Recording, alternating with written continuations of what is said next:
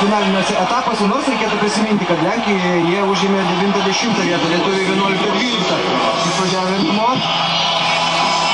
Ir tarp kitko patį pirmą kartą 99 metais, kada makedonai žaidė Europos pirmenybėse, vienas krepšininkas jų gretose buvo ir jis yra dabar, tai yra Vlado Ilievskis. Vlado Ilievskis tada buvo 19 metų, dabar yra 35.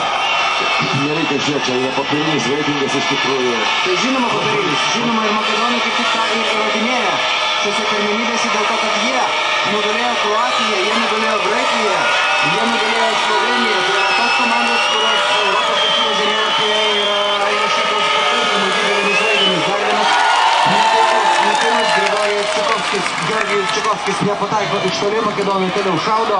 Tai buvo jau 15 tritaškis, pataikė 3 iš 15. Makedonijos krepšininkai čia klaida, kurią bent jau